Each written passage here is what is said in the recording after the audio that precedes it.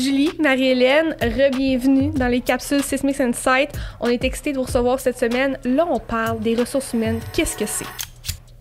Mais quel grand mystère, les ressources humaines. Ça peut sembler vraiment très, très, très, très large. Puis merci de nous donner cette opportunité de venir préciser un peu notre point de vue aussi de gens de RH, d'un parcours très traditionnel et un peu moins traditionnel. Premièrement, on entend souvent dans certaines entreprises, envoie ça au RH. Oui. Envoie ça, c'est eux qui vont s'en occuper. Mais est-ce qu'on fait tout, Julie, dans les RH? Non, merci. C'est drôle. J'ai plusieurs exemples. Souvent, je pense que en entreprise, il y a plusieurs dossiers qu'on ne sait pas comment s'en occuper ou envoyer. Puis le département des RH vient à la rescousse de bien des dossiers. Moi, comme Marie-Hélène vient de faire allusion, j'ai un parcours un petit peu plus traditionnel. Je suis une généraliste en ressources humaines. Puis c'est vrai qu'il y a un éventail de dossiers qu'une personne en ressources humaines peut s'occuper. Définitivement, le rôle, pour moi, premier d'une personne qui est dans un service de ressources humaines, c'est d'être un partner, un partenaire soit du président, soit de la direction des directeurs. Puis je pense que c'est pour moi l'affaire qui est la sous-utilisée, tu sais, de ne pas voir que ta personne aux ressources humaines, c'est ton allié. Tu sais, au RH, on a souvent une vision 360 de l'organisation. On sait ce qui se passe avec les employés, on sait aussi ce qui se passe avec la business, un vrai partenaire d'affaires, une vraie personne en ressources humaines. Elle connaît le PNL, elle connaît les chiffres, elle connaît le rendement financier, elle connaît les orientations d'affaires.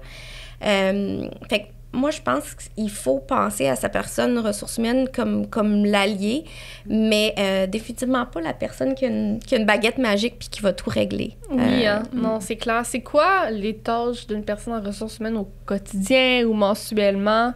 Oui, moi, je pense que c'est difficile de les lister, sauf si on avait peut-être 3 heures à discuter ensemble. On n'a pas 3 heures!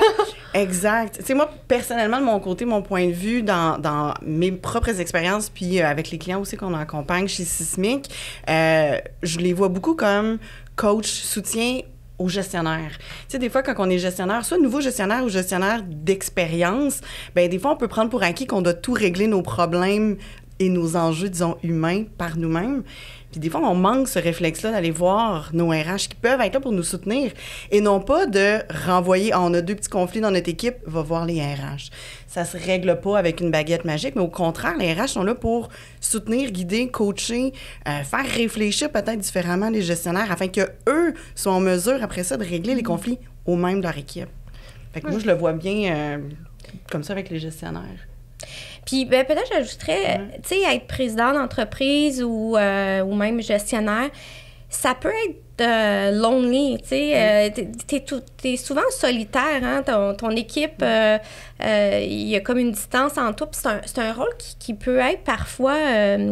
on peut être isolé comme gestionnaire ou même comme à la tête d'une entreprise. Fait que c'est pour ça que moi, je dis, le RH, là, c'est ton sounding board, tu sais, va bouncer des idées d'affaires, là, pas juste de recrutement, puis de les avantages sociaux, la paye, c'est pas ça, là, c'est pas, oui, mais c'est pas juste ça. Ça peut aller plus loin. Je pensais que c'était le réglage de chicane. J'étais sûre que c'était comme, OK, là, t'as un employé qui fait pas sa job. Elle va gérer ça, cette personne-là. Non, puis on parle souvent d'imputabilité. Fait que, on est là pour justement soutenir les gestionnaires à être meilleurs. Des fois, à éviter, mais à aller voir venir ces conflits-là. Donc, peut-être si déjà, de manière proactive avec son équipe, on est déjà capable de prendre en charge avant même que les conflits arrivent, bien, les RH, je pense qu'ils peuvent aider les gestionnaires à... Fait que là, si je comprends bien, tu es un gestionnaire dans une entreprise, il y a une chicane entre 2 de tes employés. T'envoies pas ça au RH. Tu te fais coacher par le RH pour le gérer toi-même. Exact. Ah, ouais. Okay. Mais c'est intéressant, je le voyais tellement pas de même. Puis je pense qu'il y a encore beaucoup de gens qui le voient pas comme ça, mais pense que c'est quelque chose qui va devenir de plus en plus peut-être visible avec justement des gens qui soutiennent la fonction RH de cette façon-là, où est-ce qu'il y a ce désir autant d'accompagner les gestionnaires, parce que les gestionnaires outillés avec une équipe performante nécessairement vont amener une entreprise performante. Donc, c'est un peu le côté business partner qui va venir soutenir des deux côtés. Je pense que, tu sais, la gestion évolue grandement, là. Tu sais, on voit, il y a une grande tendance à regarder ou à écouter des podcasts, justement, tu sais, Simon Sinek ou quoi que ce soit. Il y a beaucoup de gens qui s'intéressent au management, au style de leadership. Tu sais, on pourrait en faire référence. Moi, j'aime beaucoup de Coaching Habit, où est-ce que les gestionnaires ont envie d'être plus que donner des ordres, déléguer du travail, qui ont envie d'accompagner leur équipe. Puis, je pense que c'est là que ta personne au RH peut venir, justement, te donner des conseils, te challenger sur ton style. Mais c'est vrai que les RH, pour moi, un vrai, je me ferai pas aimer de mes collègues RH dans la profession, mais pour moi, un RH, il est au courant de la business. Il sait que les ventes sont peut-être derrière les budgets, les prévisions budgétaires, des choses comme ça. Une vraie RH est au courant de ce qui se passe dans sa business d'un point de vue opérationnel, d'un point de vue nos ambitions d'affaires. Puis c'est là, tu sais, la valeur ajoutée qu'on peut, là. Fait que, oui, c'est vrai qu'on gère les avantages sociaux, on peut gérer la rémun, s'assurer que on a un pipeline de candidats, tu sais, pour de travailler la formation, le développement des employés. Il y a plein de volets, il y a plein d'expertise en ressources humaines. Mais pour moi, le premier rôle d'une personne ressources humaines, c'est d'être l'allié puis le partenaire du comité de direction ou de l'entrepreneur.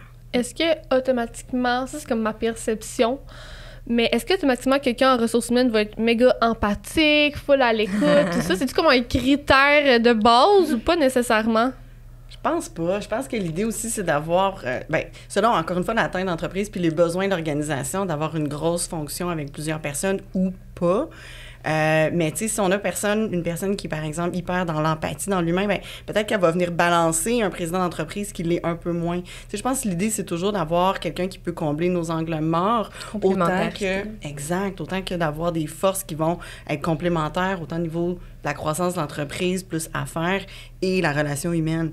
Et l'inverse est aussi vrai. Il y a des gens en ressources humaines que peut-être que l'empathie est moins naturelle, mais ils vont savoir s'entourer de gens qui vont venir balancer cet angle mort. Parce qu'on n'aime pas dire faiblesse, mais cet angle mort-là. Cet angle mort. Ouais. Mais c'est vrai qu'il y a des présidents d'entreprise qui sont full empathiques aussi, qui pourraient se mettre dans le trouble à cause de ça. Fait que quelqu'un de ORH, peut-être qui l'aide. C'est de balancer ses forces tout le temps, finalement. Oui, de faire attention. Puis, en général, les entreprises, est-ce que c'est un département où il y a une grosse équipe ou souvent c'est une plus petite équipe? Comment ça fonctionne? Je dirais que ça varie, là. Ça varie, puis, tu sais, on pourra peut-être en reparler à un autre moment, mais c'est vrai que des fois, selon la grandeur de l'entreprise, il y a même personne aux ressources humaines, là, tu sais, c'est l'adjoint du président ou c'est le contrôleur financier qui va prendre le chapeau RH, là. Fait que, tout dépendant du contexte de l'organisation, puis... oui, il y a beaucoup de facteurs qui influencent ça. Peut-être pour revenir sur l'empathie, là, tu as affaire à deux full empathiques ici. Moi, je pense que ça sert, l'empathie en ressources humaines, mais tu peux aussi faire une super belle carrière si c'est pas ta force numéro 1. Je pense qu'on l'a vu maintenant, tu sais, post-pandémie, là, on a vu où, par contre, le leadership plus empathique a eu quand même des beaux résultats. Tu sais, ça a été une crise sanitaire, une crise financière pour plusieurs entreprises, la pandémie. Puis on a vu émerger là, l'empathie, tu sais, comme une grande force. Puis tu sais, il y a beaucoup d'articles en management qui vont venir parler de l'empathie. Mais tu peux faire une belle carrière, même si c'est pas Ben, c'est sûr que c'est quand même une clé importante. En tout cas, je crois que c'est une force que quelqu'un dans l'entreprise se doit d'avoir pour être à l'écoute des employés. Mais comme tu dis, j'imagine que tu peux faire une belle carrière en ressources humaines sans l'empathie dans le tapis. Là. Ouais, mais moi, je pense que ça se développe, l'empathie. Du moins, tu peux développer des mécanismes pour soit développer, poser les meilleures questions. Même si ton ressenti du sentiment que ce que l'autre est en train de vivre est plus difficile chez toi, sachant que, par exemple, on vit une pandémie, on vit une décroissance dans l'entreprise, on a peut-être des nouvelles moins le fun à annoncer à nos gens, ben je pense qu'un leader qui est conscient de son manque d'empathie naturelle va être capable de peut-être balancer avec justement d'autres mécanismes, de poser des bonnes questions, d'être conscient quand il y a une conversation, il est là pour écouter, comprendre avant même de répondre. Oui. Donc, je pense que c'est possible, moi, de travailler son empathie mécaniquement différemment. Non, je suis d'accord avec toi, c'est une belle façon de le voir. Ben merci beaucoup les filles. Puis moi, ce que j'en retiens, c'est que des fois, ça peut être pertinent de se rendre aux ressources humaines avant d'avoir des feux à éteindre, hein, parce que l'accompagnement est quand même très utile, puis on peut se préparer à éteindre les feux plutôt que d'avoir à les gérer sur le coup. Bref, merci beaucoup. On se retrouve super. Bonne journée. Merci. Merci. Cette saison de Startup est propulsée par Sismic Culture d'Impact.